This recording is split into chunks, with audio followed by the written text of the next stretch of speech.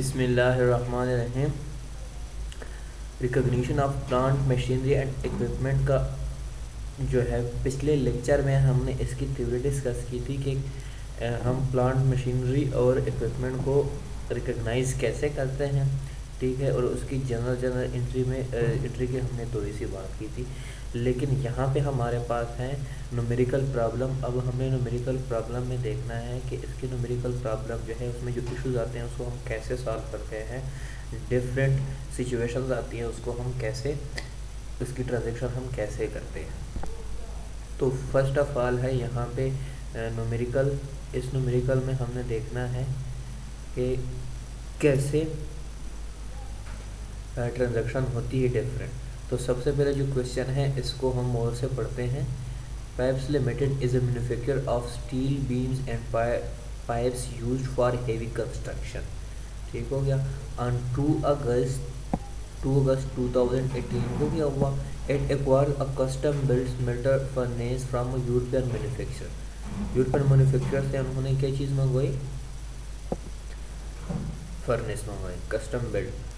The furnace normally cost, जो furnace जो उन्होंने मंगवाई है यूरोपियन मैन्युफैक्चरर से, उसकी वैल्यू है ऑस्ट्रेलियन डॉलर के हिसाब से 600,000, which includes import duties of 40 Australian dollar 40,000, जिसमें क्या है 40,000 इसके इम्पोर्ट ड्यूटीज़ भी है। तो however the management of pipe limited negotiate a trade discount of, को ट्रेड डिस्काउंट कितना हुआ है 20,000 of the original purchase price of 600,000। 600,000 पे इनको जो ट्रेड डिस्काउंट हुआ है वो 20,000 ऑस्ट्रेलियन डॉलर हुआ। अब देखें बात ये, during the month of August के ही मंथ में employees of pipe limited work to install the furnace in its Brisbane based factory. The wages of employees involved in the task are $3,000। ये क्या है, एम्प्लॉयज़ के wages. At the end of August, उस August के end पे क्या हुआ है, a further wages cost of $15,000 is incurred to testing the furnace before it start production. उस प्रोडक्शन के फर्नेस के स्टार्ट करने से पहले उसकी जो टेस्ट किए गए उसका खर्चा कितना आया है, $1,500। Management estimate that the furnace will have a useful life of 10 years। उस फर्नेस की जो लाइफ है, ठीक है, डिप्रिशिएटेड लाइफ है, एस्टिमेटेड लाइफ है, वो 10 ईयर है। Before it dismantle and remove from the factory site. Commonwealth legislation require the dismantling and disposal of such furnace in a way that minimises the environment impact. The estimated net present value, उसकी जो estimated net present value है of the cost dismantling and removing the furnace, वो कितनी है 60,000 है। अब ये ऊपर हमारे पास डेटा है, इसके अकाउंट में देखें। The furnace commences production in सितंबर 2018 में उन्होंने क्या किया है, उसे प्रोडक्शन की है। The management of pipe limited spend 40,000 on promoting the higher quality steel product that can and now produced from the furnace। उसके ऊपर कितना खर्चा किया है मैनेजमेंट ने, 40,000 प्रोमोटिंग में, जिसकी वजह से हाई क्वालिटी की प्रोडक्ट्स वो बनाती। Operating losses totalling $20,000 are incurred in October and November अक्टूबर में उन्होंने कितने लॉस किए हैं, $20,000 के। इस demand for the product produced by the furnace slowly back. अच्छा, अब इसके रिक्वायरमेंट क्या है, देखिए रिक्वायरमेंट इसकी ये है, prepare necessary general entries to nationally measure and recognise the asset according to international accounting standard Board. International accounting standard Board की के जो स्टैंडर्ड है उसके अकॉर्डिंग हमने इस क्वेश्चन के क्या करने हैं, हमने इसकी जनरल एंट्री बनानी है। तो फर्स्ट वन है, what is the cost of furnace when it is initially recognised. First हमने क्या रिक्वायर करना है, कि इसकी हम जब इसकी इनिशियली इसको रिकॉग्नाइज करेंगे तो उसकी कास्ट कितनी होगी। देखिए पिछले क्वेश्चन में हमने बात की थी कि वो कितने का है, 600,000 का, $6 लाख की है इसकी वैल्यू है। और उस पे जो ट्रेड डिस्काउंट उनको हुआ है, ट्रेड डिस्काउंट वो कितना है, 20,000 है। ठीक है, जो कि पिछले क्वेश्चन में गिवन है। कहाँ पे गिवन है, ये है, $20,000 का इनको डिस्काउंट हुआ है। ठीक है, अब 6 लाख में से 20,000 माइनस करेंगे, कितने ऑस्ट्रेलियन डॉलर आएंगे, $5,80,000 जो है ये आ गए। ठीक है, ये क्या है, ये कॉस्ट ऑफ फर्नेस है when it is nationally recognised. तो फर्स्ट रिक्वायरमेंट हमारी क्या थी कि कास्ट ऑफ फर्नेस जो है इसको आप इनिशियली रिकॉग्नाइज करें on the date of 2 August 2018। अच्छा, उसके बाद देखें the general entry to record the acquisition. जब आपने इस एसेट को एक्वायर्ड किया, इसकी आप जनरल एंट्री कैसे बनाएंगे। ठीक है, सिंपल है, प्रॉपर्टी प्लांट एंड इक्विपमेंट जो है यहाँ पे लेट सपोज फर्नेस है तो उसकी जो है क्या है आपके पास, 5,80,000।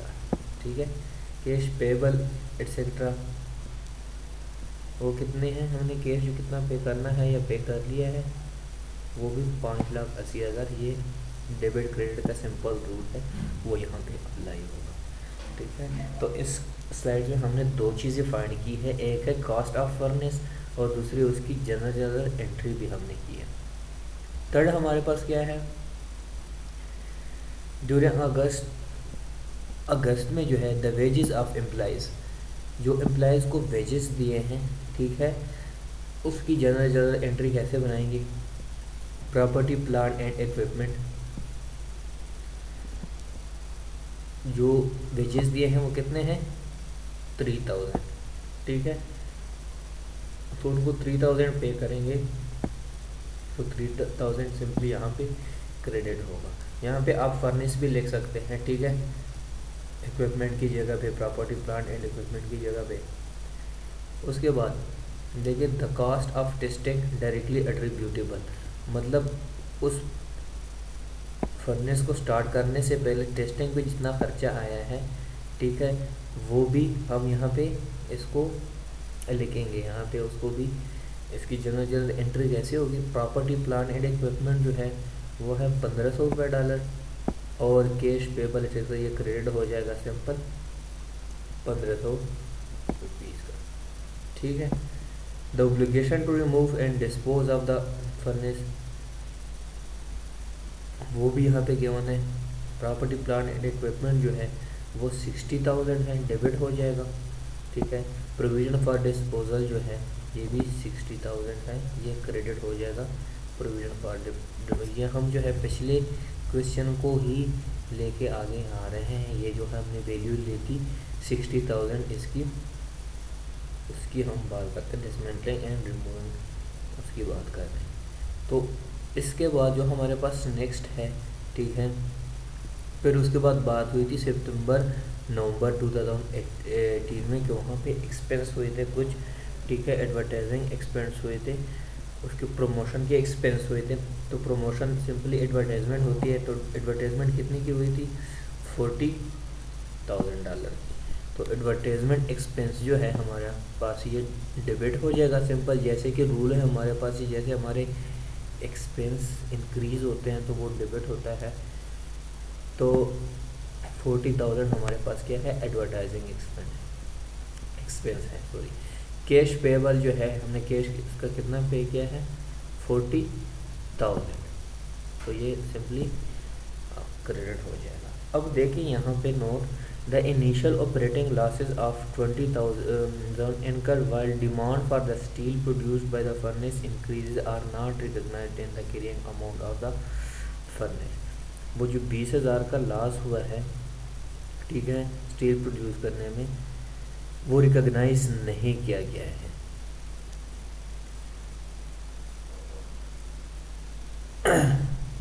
अब हम यहाँ पे बात करते हैं property plant and equipment acquired by exchange. ठीक है। इसका मतलब ये है कि हम प्रॉपर्टी प्लांट या मशीनरी जो है, इसको इक्विपमेंट को लेते हैं, ठीक है, एक्सचेंज करते हैं, ठीक है। तो उसको हम कैसे रिकॉर्ड करेंगे? सबसे पहले है acquired in exchange for non monetary asset, ठीक है। हम कोई भी अपने एसेट को जो है एक्सचेंज करते हैं किसी और नॉन मोनेटरी एसेट के साथ, तो उसकी रिकॉर्डिंग हम कैसे करेंगे? उसकी रिकॉर्डिंग हम ऐसे करेंगे कि जिसके साथ हम एक्सचेंज करते हैं उस तरह के दूसरे प्रोडक्ट देखेंगे और उसकी वैल्यू देखेंगे मार्केट में। अगर उसकी वैल्यू है, ठीक है, तो हम उसकी दूसरी प्रोडक्ट वाली वैल्यू को कंसिडर करेंगे, ठीक है। लेकिन अगर कमर्शियल सब्सटेंस नहीं है, वहाँ पे दूसरे पॉइंट में है exchange transaction lacks commercial substance. अगर सब्सटेंस कमर्शियल सब्सटेंस नहीं है, मतलब इसकी सराउंडेड जो है दूसरी वो नहीं है, कोई प्रोडक्ट नहीं है जिसके हम वैल्यू लगा सकें, तो फिर हम कौन सी वैल्यू लगाएंगे? वो वैल्यू लगाएंगे कि जिस वैल्यू पे हमने उस प्रोडक्ट को ख़रीदा था, ठीक है, या उसकी मार्केट वैल्यू जो न्यू प्रोडक्ट की होगी, ठीक है, वो हम लेंगे, ठीक है। अब थर्ड पॉइंट जो है कि पार्शल आर कंप्लीट पेमेंट, कि अगर हमारे पास पार्शल आर कंप्लीट पेमेंट है, ठीक है, कि अगर हम एक्सचेंज करते हैं, ठीक है, किसी प्रोडक्ट को, ठीक है, वो मॉनेटरी फॉर्म में है, तो हम अपने ओल्ड की कौन सी वैल्यू लगाएंगे और न्यू की कौन सी वैल्यू लगाएंगे, ठीक है। जो हम न्यू प्लांट वगैरह लगाएंगे, ठीक है, या इक्विपमेंट है हमारे पास, उसकी वैल्यू को हम कैसे रिकॉर्ड करेंगे, और जो हमारे पास पहले से एग्जिस्टेंस है, जो हमारे पास मौजूद है, उसकी वैल्यू हम कैसे जनरल एंट्री में पुट करेंगे। तो इन तीनों को समझने के लिए आगे हमारे पास है एक न्यूमेरिकल सॉल्व करते हैं जिससे हमें समझ आ जाएगी। देखिए यहाँ पे देखें हमारे पास है, इसको देखते हैं, समझते हैं। अच्छा, इस एग्जांपल में देखें, जो Karandal limited acquires an asset with a list price of, कितनी है लिस्ट प्राइस इसकी? 25,000 बाई गिविंग अप कैश कितना दिया है? 10,000 and asset that had a carrying amount at the date of transaction, जिस दिन ट्रांजैक्शन हुई उसको अमाउंट, कैरिंग अमाउंट कितनी मिली है? 11,000। लेकिन उसकी जो ओरिजिनल वैल्यू है, जिस वैल्यू पे उसने उस एसेट को एक्वायर किया था, वो 20,000 है, ठीक है, उस टाइम की market value. The fair value of traded asset is measured eight 12,000। अब जो करंट में उसके वैल्यू जो है वो मेजर की गई है, वो कितनी है? 12,000 in accordance with Australian accounting standard board 13 fair value measurement, जो कि हम पढ़ चुके हैं अपने तीसरे लेक्चर में। The general entry to record the transaction would be as follow, ठीक है। इस कंडीशन, ऐसे कंडीशन हो तो हम अपनी जनरल एंट्री कैसे रिकॉर्ड करेंगे? इस ट्रांजैक्शन को डेबिट क्रेडिट से पहले हम नीचे देखते हैं। देखिए, the purchase consideration for the new asset is the cash paid. पहले उसको कितने कैश दी गई है? 10,000 rupees plus the fair value of the asset, जो कि 12,000 है। उस टाइम की जो फेयर वैल्यू है ट्रेड हो रही है, ठीक है, वो 12,000 है। तो 12,000 जमा 10,000, टोटल न्यू एसेट की पे कितनी वैल्यू आ जाएगी यहाँ पे? 22,000, ठीक है। दोनों को ऐड करें तो ये वैल्यू हमारे पास आ जाएगी 22,000 न्यू एसेट की। उसके बाद प्लस द फेयर वैल्यू, अच्छा, the gain on the exchange of the asset is 1,000। उस पर उन्होंने गेन कितना किया है एक्सचेंज करने में? 1,000 का गेन किया है। उसके बाद is the difference between the fair value 12,000 and the carrying amount of the old asset of the transaction 11,000। जो फेयर वैल्यू है वो 12,000 आई है और ओल्ड एसेट जो है वो 11,000 में, मतलब 1,000 इनको क्या हुआ है? गेन ऑन डिस्पोजेबल हुआ है, जो डिस्पोज करे तो उस पर गेन हुआ है। तो इसकी ट्रांजैक्शन हम कैसे करेंगे? सिंपल है, न्यू एसेट है हमारे पास, उसकी वैल्यू कितनी है? 22,000। उसके बाद हम देखते हैं ओल्ड एसेट को, एक्यूमुलेटेड डिप्रिशिएशन को बाद में देखते हैं। ओल्ड एसेट जो है हमारे पास है 20,000, अगर देखें तो वो 20,000 है। उसके बाद कैश एट बैंक जो है 10,000, जिसकी हमने ऊपर बात की है। उसके बाद गेन ऑन डिस्पोजल जो है 1,000 है। तो इन दोनों को मिलाएं, 20 + 10 + 1,000, तो ये 31,000 आ जाता है, ठीक है। तो यहाँ पे न्यू एसेट जो है वो हमें जो है उसकी वैल्यू कितनी आई है, $22,000। और जो पिछले उसकी है डिप्रिसिएशन, अक्यूमुलेटेड डिप्रिसिएशन जो ओल्ड वन की है वो कितनी आ गई यहाँ पे, 9,000 आ गई। ठीक है, 9,000 इसको हम क्या करेंगे, अक्यूमुलेटेड डिप्रिसिएशन ही डेबिट करेंगे। उसके बाद आगे देखते हैं, हमारे पास है डोनेटेड एसेट। कि हम जो है कोई डोनेट करते हैं प्रॉफिट को, प्रॉफिट ऑर्गेनाइजेशन या नॉन प्रॉफिट एंटिटीज, तो उसको हम कैसे मेजर करेंगे। देखिए, according to international accounting standard board, the property plant and equipment to be measured at cost. ठीक है, कि हमारे पास जितने प्रॉपर्टी प्लांट इक्विपमेंट है उसको हम अब उसकी कास्ट पे ही मेजर करते हैं। और उसके अलावा जो हमारे पास प्रॉफिट और नॉन प्रॉफिट एंटिटीज़ हैं, इन दोनों की क्या है, ट्रीटमेंट डिफरेंट होती है। ठीक है, देखिए यहाँ पे हमारे पास है assume that a government department is bequeath historical important, मतलब है वसीयत की गई है। ठीक है, important mansion with an estimated fair value of 5 million, जिसकी वैल्यू कितनी ली गई है, ठीक है, किसी भी प्रॉपर्टी की 5 मिलियन है। ठीक है, तो इस 5 मिलियन को जो है वो प्रॉपर्टी कितनी है, कितनी की है, 5 मिलियन इनको मिली है, तो 5 मिलियन जो है डेबिट हो जाएगा। और ये इनकी इनकम क्या है, इनकम इनकी क्रेडिट करेंगे। ठीक है, ये सिंपल है। जब गिफ्ट वगैरह हो या इसी तरह की उनकी जो है डोनेटेड एसेट हो, उसकी ट्रांजैक्शन ऐसे की जाती है। अब उसके बाद है, यहाँ पे एक एग्जांपल भी देखते हैं। Australian limited is operating at full capacity producing 100,000 units of output per year at a unit cost compromising. ये एक और है। ठीक है, कि एक कंपनी जो है वो अपने 1 लाख यूनिट प्रोड्यूस करती है। ठीक है, जो उसकी कास्ट है, डिफरेंट कास्ट वो गिवन है। जो डायरेक्ट लेबर कास्ट है $430 है। डायरेक्ट मटेरियल जो यूज हुए हैं उसकी वैल्यू कितनी है, 620 है। फिक्स्ड ओवरहेड है वो 200 है। और इसी तरह वेरिएबल ओवरहेड भी 200 है। तो इन सबको मिलाएंगे तो वैल्यू आएगी हमारे पास $1450। अब इसके बाद हम देखते हैं क्या हुआ। The management of Australian decided to construct a new building. उन्होंने एक न्यू बिल्डिंग कंस्ट्रक्ट करनी है to store its raw material inventory, जिसमें अपने रॉ मटेरियल इन्वेंट्री को स्टोर करेंगे। Is a result of this decision normal output is expected to be reduced by 1000 unit in the year during which construction offer. उस construction की वजह से क्या होगा कि उनके 1000 यूनिट क्या होंगे, रिड्यूस होंगे। ठीक है, कंस्ट्रक्शन की वजह से। और कंस्ट्रक्शन कास्ट आर इस बार जो कंस्ट्रक्शन कास्ट है वो हमारे पास कितनी आएगी। डायरेक्ट लेबर जो है वो भी गिवन है हमारे पास 70,000। ठीक है, डायरेक्ट मटेरियल जो है 800,000 सॉरी। और वेरिएबल ओवरहेड जो है हमारे पास 300,000। तो इन सबको अगर मिलाएं तो हमारे पास आ जाएगा, ये वाली वैल्यू आ जाएगी 18 लाख की वैल्यू आ जाएगी।